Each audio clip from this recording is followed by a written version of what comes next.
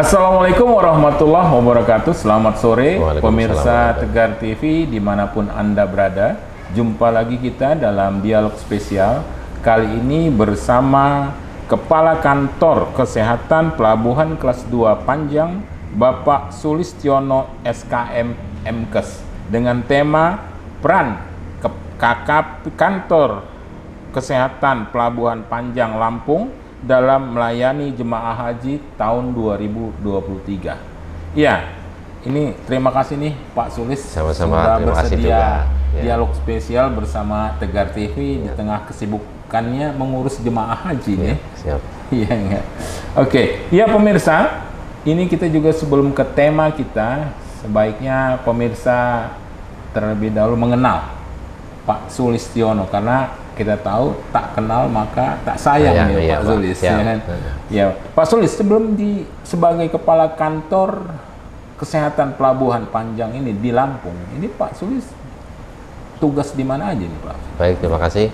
Assalamualaikum warahmatullahi wabarakatuh. Waalaikumsalam Nah, warahmatullahi ini karena di Lampung, tapi pun. Iya, betul. Betul ya. Iya, Ya, itu jangan memang. kelewat itu. Iya, Ya, betul. betul. Baik, jadi kami perkenalkan bahwa saya nama Sulistiono. Kebetulan tuh rumahnya di Semarang, Jawa Tengah. Ya, jadi pindah ke KKP Panjang itu bulan Januari akhir kemarin ya, tahun 2023 ya. Oh, jadi baru sekitar 4 bulan nih? Iya betul. Jadi masih belum hafal Lampung semua Iya. lah, ya. Kemudian sebelumnya Tapi Pak Sulis, siap. orang Lampung ini baik-baik. Iya, Jawa semua. Iya, Iya, ya, Jawa, jadi ya iya. betul, saya baik-baik ya. Iya. Kemudian sebelumnya bekerja di KKP juga di Kantor Kesehatan Pelabuhan Cilacap. Ya, jadi di sana 4 tahun 6 bulan. Sebelumnya lagi di Kantor Kesehatan Pelabuhan Tanjung Pinang. Ya. Jadi kami di Kepulauan Riau, Pak, di sana ada Batam, Tanjung Balai Karimun, Tanjung Pinang itu. Ya. Oke. Iya. Sebelumnya lagi di Surabaya, ya kami di Surabaya cukup lama 6 tahun ya, Iya. jadi sudah kalau basic saya mulai CPNS di Kantor Kesehatan Pelabuhan Semarang, ya. Makanya saya jadi orang Semarang. Ya. Ya, kalau lahir orang Banyumas di Purbalingga, ya. gitu ya. Ngomong saya agak agak ngapak ya. Itu Gitu, kalau ikan ada gelarnya Pak Sulis ini, Iya. SKM MKes, itu Iya. alumni mana itu Pak? Alumni Undip kebetulan ya, karena Semarang ya? betul ya. Iya, Jadi iya, saya jago kandang ya, Oh. kerja di situ, kuliah di situ ya. Oke. Ya, karena beasiswa lah ya, sesuai yang bayari. Iya. Pak Sulis, ini juga karena kita masih berada pada sesi 1, supaya juga pemirsa selain mengenal Pak Sulis, Kepala Kantor Kesehatan Pelabuhan, ini juga tupoksi dari Kantor Kesehatan Pelabuhan Panjang ini juga perlu dijelaskan. Baik. Apalagi juga terkait pada pelayanan haji itu ya, Pak Baik. Sulis ya. Iya. Silakan Pak. Baik, jadi Kantor Kesehatan Pelabuhan itu merupakan UPT Kemenkes. UPT itu adalah Unit Pelaksana Teknis Kementerian Kesehatan Republik Indonesia ya. Jadi kami di bawah pusat ya, jadi bukan pegawai daerah ya. Jadi kami Vertikal ya. vertikal ya, saya vertikal. Jadi mulai dari Pak Menteri, Dirjen langsung ke KKP ya. Iya. Kemudian juga tupoksi kami adalah cegah tangkal penyakit di situ. Ya. Tukang cegah tangkal penyakit. Jadi biasanya khusus di pintu masuk itu selalu ada unsur CIQ ya, Custom Immigration Quarantine-nya. Bea cukai mereka tukang cekal barangnya, imigrasi tukang cekal orangnya, saya tukang cekal penyakitnya. Ya. Jadi di point of entry namanya, pintu masuk ya. Sebagai contoh di sini pintu masuk yang langsung dari luar negeri adalah di Pelabuhan Panjang ini. Itu kan kapal dari luar itu, itu ya. Kemudian Jadi orang KKP itu ada di Pelabuhan Panjang, ada di mana-mana Pak. Kami ada di bandara. Iya, kami punya wilayah kerja. Jadi wilayah kerja di sini tuh kalau kami menyebut kantor induk ya di pusatnya. Oke. Kemudian ada wilayah kerja di Pelabuhan Panjang, kemudian di Bandara Raden Inten, kemudian juga ada di Pelabuhan Teluk Semangka, di Kota Agung ya. Kemudian di Bakauheni ya, penyeberangan. Kemudian satu lagi di Mesuji ya. Mohon maaf saya belum pernah ke sana ya, karena baru Baru terus dapat info juga jalannya rusak katanya jadi.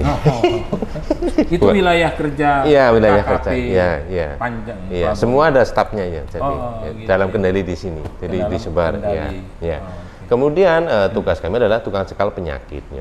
Di antaranya adalah itu Pak, karena apa namanya yang tidak hanya orangnya saja kita awasi, termasuk juga alat angkutnya.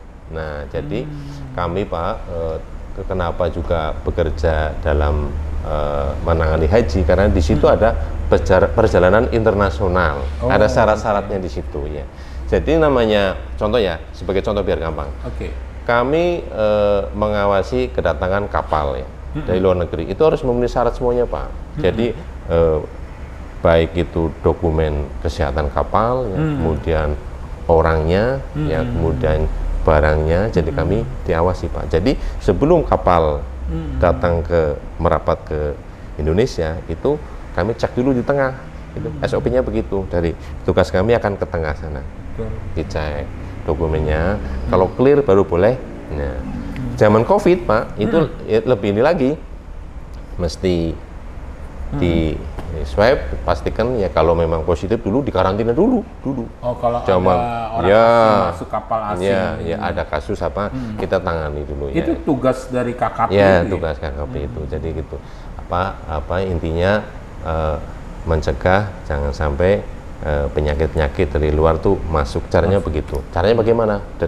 Lewat deteksi suhu, kemudian cek lab yang apa namanya yang bersifat cepat rapid, termasuk juga alat angkutnya Pak. Alat angkutnya itu kita cek Pak, apakah alat angkut tersebut ada kecoanya, ada tikusnya.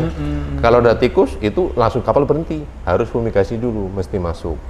Itu semuanya nanti keluar dokumen bersifat internasional. Ship Sanitation Declaration of Certificate ya, SECEC dulu. Jadi memang kami bekerja itu sama standar WHO semua. Jadi ya termasuk juga stempel kami. Nah, itu. Termasuk juga Pak, orangnya itu harus karena perjalanan internasional harus mempunyai ICV, International Certificate of Vaccination, atau sertifikat vaksinasi. Ya. Oh, untuk haji itu? Tidak, untuk perjalanan semua. Iya semua sebagai contoh. Perjalanan internasional. Ya, misal ya, saya mau katakanlah ke Afrika.